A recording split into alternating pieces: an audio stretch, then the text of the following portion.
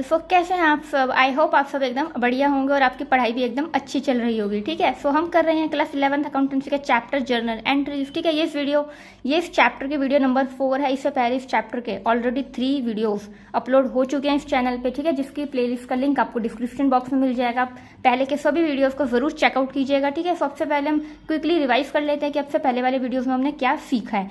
So video number 1 में हमने सीखा था जर्नल क्या होता है, जर्नल का मीनिंग देखा था बेसिकली। ठीक है, इसका फॉर्मेट देखा था एंड फॉर्मेट के अंदर एंट्री को कैसे लिखा जाता है ना, डेबिट एंड क्रेडिट नरेशन।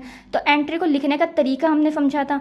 ठीक है, वीडियो नंबर 2 में हमने कुछ इंपॉर्टेंट पॉइंट्स देखे थे, जिसमें हमारा मेन पॉइंट क्या था कि हमें पता कैसे चलेगा कि कब परचेज अकाउंट ओपन करना है, कब सेल्स अकाउंट ओपन करना है, कब एसेट्स का अकाउंट ओपन करना है। हमने ये देखा था, है ना, कि ट्रांजैक्शन को पढ़ के पता कैसे लगेगा कि गुड्स परचेज किए गए हैं या एसेट्स परचेज किए गए हैं। तो हमने ये देखा था। ठीक है, जो कि ट्रांजैक्शन करते टाइम बहुत ही ज़्यादा इंपॉर्टेंट पॉइंट है। ठीक है, तो ये हम इंपॉर्टेंट पॉइंट समझ रहे हैं। इसके अलावा वीडियो नंबर 3 में हमने देखा था कि cash transaction and credit transactions का मतलब क्या होता है, दोनों में डिफरेंस क्या होता है। एंड इसके अलावा जब हम क्वेश्चंस करते हैं ना, तो हमें डायरेक्ट ऐसे लिखा होता है कि मोहन परचेज्ड गुड्स ऑफ ₹1000 या Mohan purchased goods from Krishna of rupees इतना। तो हमें कैसे पता लगेगा कि कौन सी कैश ट्रांजैक्शन है, कौन सी क्रेडिट ट्रांजैक्शन है, क्योंकि उसका अकॉर्डिंग ही हम एंट्री करेंगे ना, जर्नल एंट्री। तो हमने उसके कुछ रूल्स देखे थे कि ट्रांजैक्शन को पहचानेंगे कैसे, कि कैश ट्रांजैक्शन के क्या रूल्स हैं एंड क्रेडिट ट्रांजैक्शन पहचानने के क्या रूल्स है। ठीक है, तो हमने डिस्कस करा था। ये बहुत ज़्यादा इंपॉर्टेंट हो जाते हैं क्वेश्चन करते टाइम। अभी हमें लगेगा कि ये बेसिक चीज़ें हैं, बट क्वेश्चन करते टाइम यही बहुत ज़्यादा छोटी छोटी चीज़ें हमें दिक्कत करती हैं जर्नल एंट्री पास करने में। ठीक है, तो आज के वीडियो नंबर 4 में हम डिस्कस करेंगे फुल सेटलमेंट का मीनिंग क्या होता है। फुल सेटलमेंट का मतलब हम देखेंगे, इसको ऐसी वर्बली समझाने से अच्छा है कि मैं यहाँ पर एक छोटा सा क्वेश्चन, इसको ऐसे वर्बली समझाने से बढ़िया मुझे लगता है कि मैं यहाँ पर एक ट्रांजैक्शन लिखती हूँ, उससे ज़्यादा अच्छे से क्लियर हो पाएगा कि इसका मतलब क्या होता है। ठीक है, तो यहाँ पर मैंने एक एग्जाम्पल लिखा। ठीक है, मैंने एग्जाम्पल लिखा है कि हमने गुड्स सेल करें, sold goods to Shyam of ₹50,000। ठीक है, हम एक एग्जाम्पल के थ्रू समझेंगे बहुत ही बढ़िया तरीके से। यहाँ पर मैंने लिखा है कि हमने गुड्स सेल करे हैं शाम को ₹50,000 के। ठीक है, तो अब इस ट्रांजैक्शन को पढ़ के हमें पता लग रहा है कि कैश ट्रांजैक्शन है, क्रेडिट ट्रांजैक्शन है। आई होप आप सबने लास्ट वाली वीडियो देखी होगी, उससे पता लग पा रहा होगा कि कैश है या क्रेडिट ट्रांजैक्शन है। सो हमने देखा था कि ये क्रेडिट ट्रांजैक्शन है। क्यों क्रेडिट ट्रांजैक्शन है? बिकॉज यहाँ पर किसी का नाम लिखा है, दैट इज श्याम। यहाँ पर किसी का नाम लिखा हुआ है केवल, ना यहाँ पे कैश लिखा है ना ही यहाँ क्रेडिट लिखा है। कैश लिखा होता और नाम लिखा होता, दोनों चीज़ें लिखी होती तो कैश ट्रांजैक्शन होती, बट किसी का नेम लिखा है और कुछ नहीं लिखा, जो कि हमने देखे यहाँ पे डिस्कस करा था क्रेडिट ट्रांजैक्शन के रूल्स में, कि अगर केवल किसी पर्सन का नेम गिवन है ओनली, तो क्या होता है, क्रेडिट ट्रांजैक्शन होती है ना। तो यहाँ पर किसी का नाम गिवन है श्याम, यहाँ पे श्याम के अलावा कैश नहीं लिखा, तो ये क्रेडिट ट्रांजैक्शन है हमारी। तो यहाँ पर हम लिख लेते हैं कि ये हमारी क्रेडिट ट्रांजैक्शन है। अभी देखते हैं इसका कहाँ पर हमारा यूज़ है समझने में।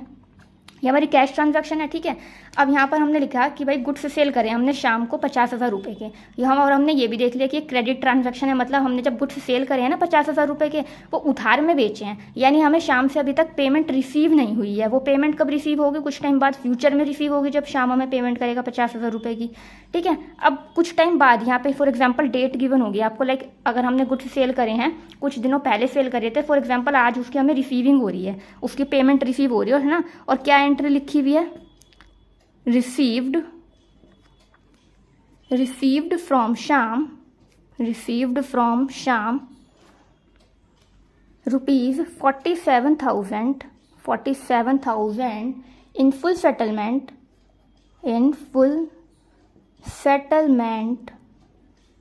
of his account of ₹50,000। अब इसका मतलब क्या है? अब हमें ये दे दिया। ठीक है, यानी पहले क्रेडिट ट्रांजैक्शन हुई, हमने गुड्स सेल करे क्रेडिट पे शाम को ₹50,000 के, उसके बाद कुछ दिनों बाद की बात, मतलब कुछ दिन बाद की ये हमें ट्रांजैक्शन गिवन है। इसमें क्या लिखा है कि हमने शाम से रिसीव करे हैं ₹47,000 in full settlement of his account ₹50,000, यानी जो उसका अकाउंट था ₹50,000 का, क्योंकि हमने गुड्स कितने के सेल करे हैं, ₹50,000 के, और वो भी उधार में, तो यानी हमें शाम से ₹50,000 मिलने चाहिए। तो उसमें लिखा है कि जो ₹50,000 का उसका अकाउंट है ना, उसके फुल सेटलमेंट में हमें उससे ₹47,000 रिसीव हुए हैं। तो यहाँ पर फुल सेटलमेंट का मतलब बहुत ज़्यादा इंपॉर्टेंट हो जाता है। यहाँ पर आप इसको हाईलाइट कर लीजिएगा। इसका मतलब क्या है कि जो हमने उससे गुड्स सेल करे थे ₹50,000 के, तो हमें उससे रिसीव भी कितने रुपए होने चाहिए थे, ₹50,000 हमें उससे रिसीव होने चाहिए थे। तो हमें कितने रिसीव हुए हैं, 47,000 रुपीज़ रिसीव हुए हैं। तो बीच का 3,000 रुपये का डिफरेंस आ गया। 50,000 की बजाय हमें 47,000 रुपीज़ रिसीव हुए हैं, तो बीच में कितने रुपए का डिफरेंस आ गया, 3,000 रुपये का। ठीक है, आई होप आपको इतना क्लियर है। तो अब ये 3,000 रुपये का डिफरेंस क्या है। अब देखो यहाँ पर कुछ लोग सोचेंगे कि हो सकता है 3,000 रुपये बाद में दें, मतलब कुछ लोगों का सोचना यहाँ पे क्या होगा कि हो सकता है शाम ने इकट्ठे 50,000 रुपये ना दे के अभी 47,000 रुपीज़ दे दिए और वो 3,000 रुपये शायद और बाद में दे देगा। कुछ लोग ये सोचेंगे, कुछ लोग सोचेंगे कि नहीं, उसने 50,000 की बजाय दिए ही 47,000 है, अब वो 3,000 रुपये नहीं देगा। यहाँ पे दो तरीके की अप्रोच है। तो यहीं पे उसको ही क्लियर करने के लिए यहाँ पर एक इंपॉर्टेंट वर्ड लिखा होता है, फुल सेटलमेंट। इसका मतलब क्या है कि उसने 50,000 रुपये की बजाय 47,000 रुपीज़ दे दिए हैं और अब ये जो बीच का 3,000 रुपये का डिफरेंस है ये वो रुपए नहीं देगा। ठीक है, ना ही हम उससे मांगेंगे, यानी हमने उसे एक तरीके से उसको डिस्काउंट दे दिया। ठीक है, मतलब बेसिकली ये है समझने का, क्योंकि यहाँ पर लिख दिया फुल सेटलमेंट। फुल सेटलमेंट का मतलब उसका अकाउंट अब सेटल हो गया है। अब हम ये नहीं सोचेंगे कि हमें उससे मिलने तो 50,000 रुपये थे, मिले 47,000 रुपीज़ हैं, तो 3,000 रुपये हमें उसे बाद में देगा वो। ठीक है, कुछ लोग यहाँ सोचेंगे कि उसके हमें 50,000 रुपये मिलने थे शाम से, 50,000 रुपये की बजाय हमें उससे अभी 47,000 रुपीज़ मिले हैं, तो 3,000 रुपये बाद में मिलेंगे। नहीं, ऐसा नहीं है। क्यों नहीं है, बिकॉज यहाँ पर इन्होंने एक वर्ड लिख दिया फुल सेटलमेंट, जिसका मतलब है कि उसके 50,000 रुपये का जो अकाउंट था या जो उससे हमें 50,000 रुपये मिलने थे ना, वो सेटल हो गए हैं 47,000 में। सेटल मतलब अब यहीं पे निपटारा हो गया इन अमाउंट का। जो उससे हमें पेमेंट मिलनी थी 50,000 रुपये की, वो फुल्ली सेटल हो गई है। एक तरीके से होता है ना, पूरी तरीके से निमट गई है। कितने रुपए में, 47,000 रुपीज़ में।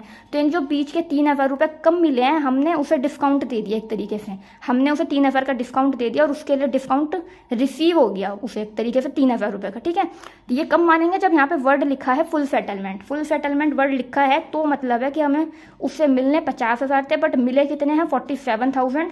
तो 3,000 रुपये मिलेंगे नहीं, बाद में नहीं मिलेंगे। क्यों, क्योंकि यहाँ पर फुल सेटलमेंट वर्ड लिखा है। अगर यहाँ पर फुल सेटलमेंट वर्ड नहीं लिखा होता, इन केस एक हमारे एक एजम्पशन ले लेते हैं कि अगर यहाँ पर फुल सेटलमेंट नहीं लिखा होता तो क्या होता। अगर यहाँ पर फुल सेटलमेंट वर्ड नहीं लिखा होता, ये लिखा होता कि 50,000 के अकाउंट में अभी, मतलब 50,000 हमें उससे रिसीव होने थे ना, और अभी कितने रिसीव हुए हैं, 47,000, और ये वर्ड नहीं लिखा होता, तो इसका मतलब होता कि जो अभी बीच के 3,000 रुपये का डिफरेंस है ना, वो हमें फ्यूचर में देगा। हम ये मान के चलते। ठीक है, तो ये वर्ड जो है फुल सेटलमेंट, उसका रोल काफ़ी इंपॉर्टेंट और क्रूशियल हो जाता है, क्योंकि अगर ये लिखा है तो मतलब चेंज हो जाएगा, एंट्री चेंज हो जाएगी, और अगर ये वर्ड नहीं लिखा तो मतलब और एंट्री दोनों ही चेंज हो जाएगी। ठीक है, तो एक बार मैं शॉर्ट में आपको बता देती हूँ कि नहीं, पहले हम इसकी एंट्री भी डिस्कस कर लेते हैं। अब हम इसकी एक बार एंट्री देख लेते हैं। फर्स्ट वाली ट्रांजैक्शन की एंट्री क्या होती है हमारी, फर्स्ट वाली की बात कर रही हूँ मैं यहाँ पर, ये हमारी फर्स्ट ट्रांजैक्शन, ये हमारी सेकंड है सपोज। ठीक है, तो फर्स्ट वाले की एंट्री हम क्या करते हैं, हमने गुड्स सेल करे हैं शाम को 50,000 रुपये के, और शाम को यानी क्रेडिट में सेल करे हैं, तो इसकी हमारी एंट्री होती Shams account debit, Shams account debit to sales account.